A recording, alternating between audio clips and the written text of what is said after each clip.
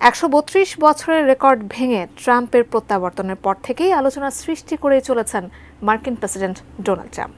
Trump ক্ষমতায় বসার পর এই প্রথম দেশটির সামরিক বাহিনী পারমাণবিক অস্ত্র বহনে সক্ষম আইসিবিএম-এর পরীক্ষা চালিয়েছে, যা নিয়ে বিশ্বজুড়েই চিন্তার ভাঁজ। হঠাৎ কেন এই মহাস্ত্রের পরীক্ষা? বিস্তারিত জানাচ্ছেন ইশতিয়াক হোসেন। ক্যালিফোর্নিয়ার ভ্যান্ডেনবার্গ স্পেস ফোর্স ঘাঁটি থেকে একটি রকেট উৎক্ষেপিত হলে আলোকিত হয়ে ওঠে পুরো আকাশ।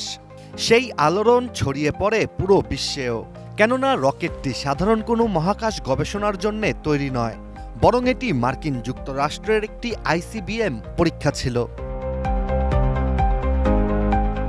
সঠিক প্যাড আর সঠিক তথ্য দিয়ে এসো সামলে নিব এক হয়ে Monalisa sanitary napkin. Intercontinental ballistic missile বা আইসিবিএম হচ্ছে বর্তমান বিশ্বের সবচেয়ে ধ্বংসাত্মক একটি অস্ত্র।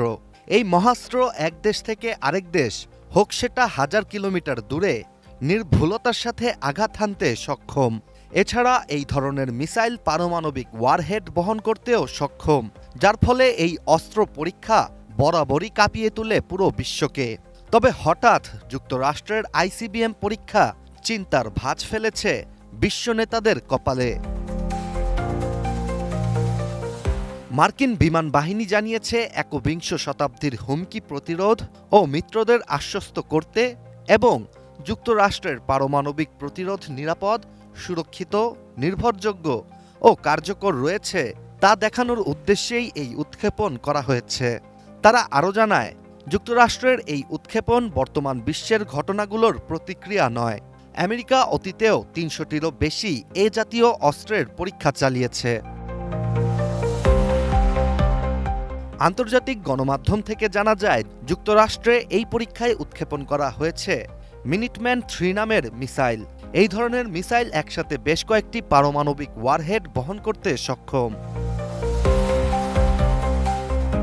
মিনিটম্যান 3 আইসিবিএমটি 1970-এর দিকে প্রথম তৈরি করা শুরু করে মার্কিন যুক্তরাষ্ট্র।